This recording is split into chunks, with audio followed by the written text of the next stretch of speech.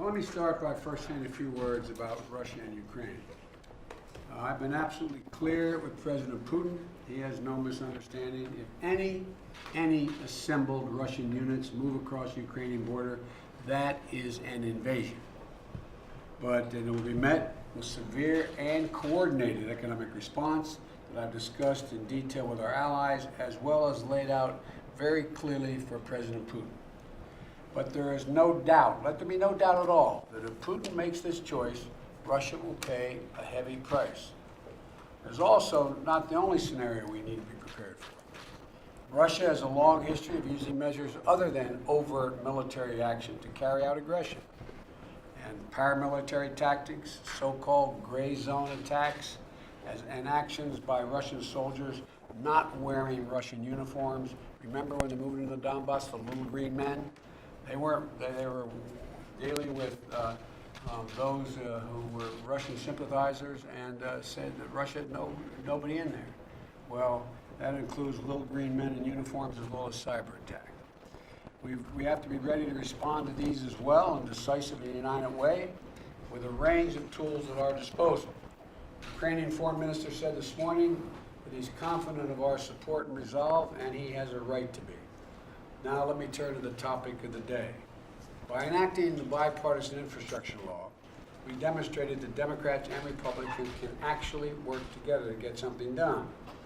And by implementing it efficiently and effectively, we're going to demonstrate that government also can work for people efficiently and effectively.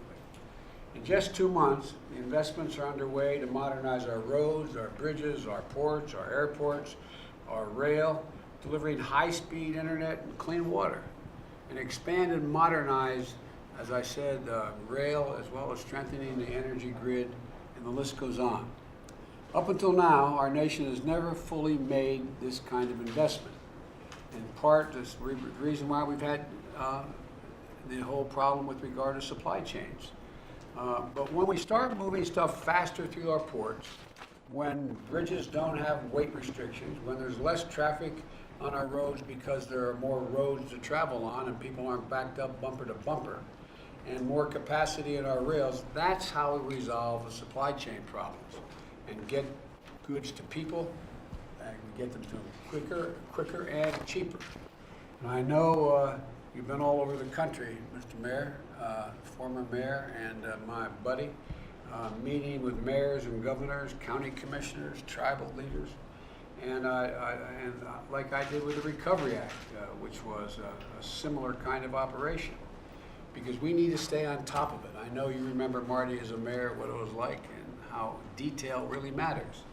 And so the detail matters, execution matters, and I'm looking forward to an update of where we are now and where we're going from here. So thank you very much, and I'm going to turn it over to the guy who I asked to come out of retirement, not retirement, but come and take over his gigantic job for me. Mr. President, thank you so much. I'm honored, and thank you for having me. You asked us to rebuild America, the largest infrastructure investment in generations in the country. And this is the team, Mr. President, that you put together that has been in the last 60 days hitting the ground and getting things done. This is actually the 7th meeting that we've had in the last 60 days, and each one of these individuals has been organizing not only their agencies, but their partners around the country to actually make this happen. We're actually spending a lot of time running to the fire, as we like to say, flushing out the very difficult problems that attended to anything that this large that hasn't been done in a long time. But you asked us not just to rebuild America, you asked us to rebuild a better America. And a better America, from your perspective, is one that we're following, which means good paying union jobs. It means using products that are made in America so we can boost our domestic manufacturing, so that we can take the supply chains back and grow our independence and our safety and our security and lower costs for average Americans.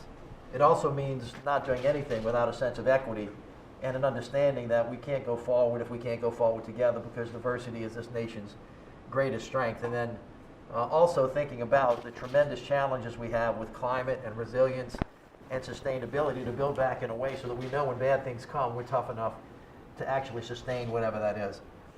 You also said to me when I first got here, listen, the American people need to have our trust. And so therefore, accountability and transparency is important, and that we need to make sure that we work with inspector generals and other people to regain the public trust.